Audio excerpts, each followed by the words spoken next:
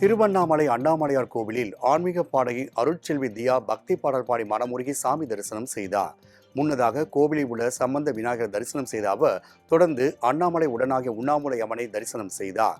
பின்னர் மூன்றாம் பிரகாரத்தில் பக்தி பாடலை மனமுருக பாடி வழிபாடி தரிசனம் செய்த அவருக்கு கோவில் நிர்வாகத்தினர் பிரசாதங்களை வழங்கினர்.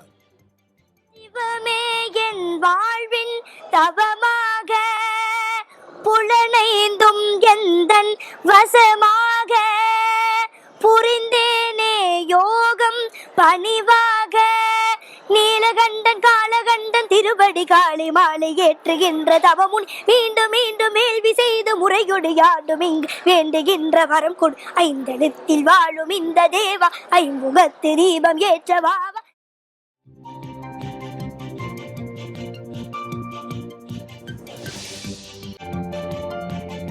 வேலூரில் நடைபெற்று வரும் சங்கமம் கலை நிகழ்ச்சிகளை பொதுமக்கள் ஆர்வமுடன் கண்டு ரசித்தனர்.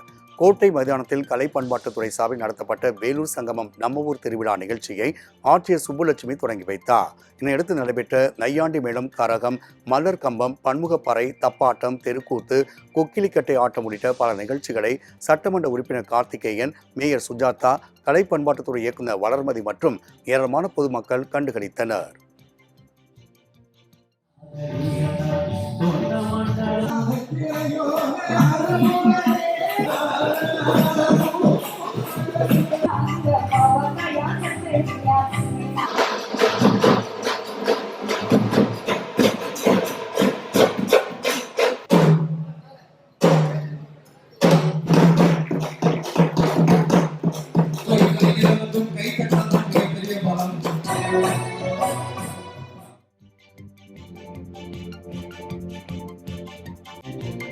சேலம் மாவட்டம் மேட்டூர் அருகே குடமுழுக்கு விழாவினையொட்டி ஆயிரக்கணக்கான பக்தர்கள் காவிரியிலிருந்து புனித நீர் எடுத்துச் சென்றனர்.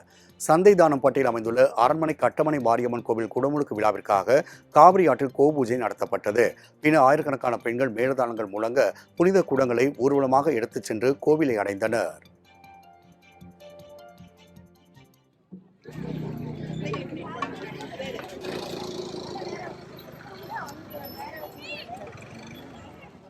Okay.